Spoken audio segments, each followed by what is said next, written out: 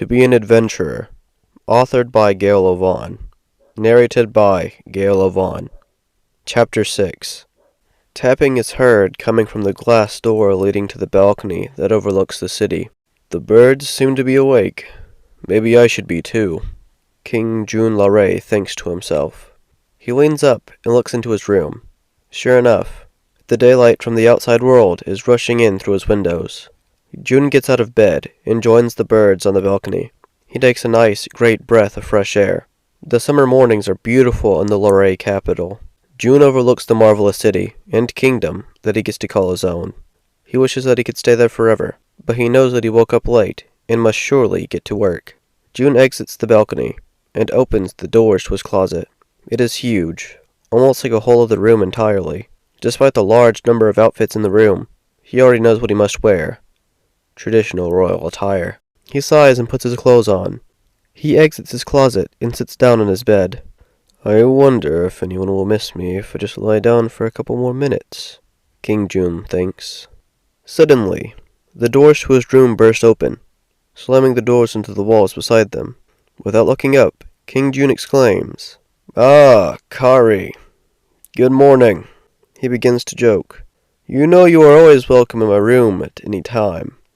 So why must you hurt my poor door hinges?" King Junne finally looks up. Kari is obviously in distress. He is panting and can't seem to get any air. Junne stood up from his bed. Kari isn't usually like this. In the 13 years that he had known Kari, she was the most calm, level-headed servant of the kingdom he had ever met. Such is why she is the king's main aside, his right hand. Today, something was different. It made Junne's stomach turn, seeing someone so strong and close to him in this state. "Kari, are you all right?" he called out. Kari took a few moments to catch her breath. She had obviously ran all the way here. "This," she began, still out of breath. "This is important." She held out an opened envelope. King Junne stiffly walks towards her, scared of the danger that the envelope may evoke. He grabs onto it and looks Kari in the eyes. "What is this?" he asks. "It's a letter," she explains. "A nice orc fellow gave it to me. He said for me to open it and read it, if that may help it get to you. It is of national significance. Threats of war." King Junne opens the envelope and finds a sheet of paper folded in half. He unfolds it. It is a handwritten letter. It doesn't have perfect handwriting, but it is far from illegible. King Junne reads over the letter. "Dearest King Junne, this is a letter coming from the head of Ata village, Magor, located in the Tikar territory.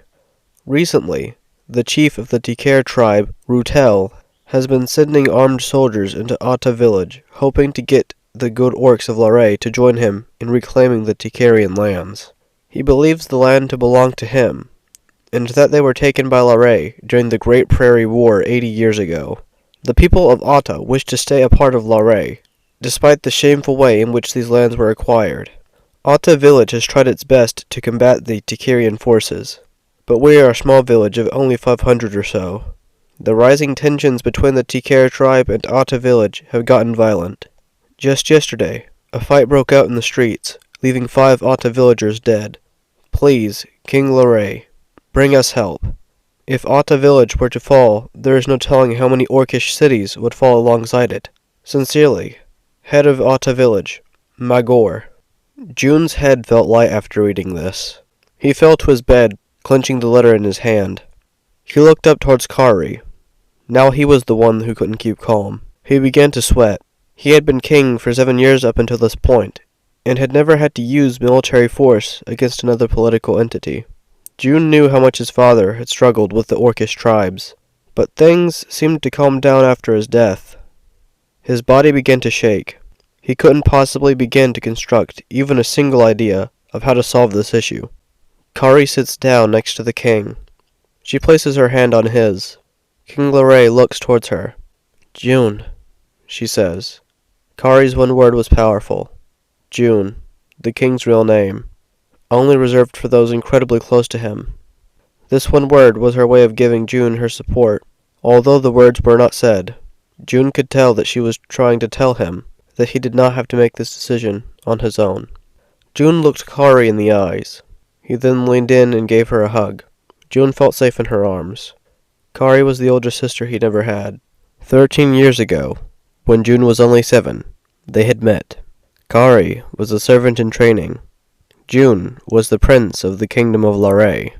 The 16-year-old Kari was made a part of a servant squad made to look after and protect the young prince. Initially, they didn't get along. 9 years of age difference is a pretty big hurdle to overcome. She was still young, though, the only of Junne's servants young enough to play games with the energetic young prince. Kari became Junne's best friend. She was much more than just a friend to Junne. She was an ally against all the adults of the kingdom. Together, Kari and Junne got into a lot of trouble, though it was supposedly always Kari's fault.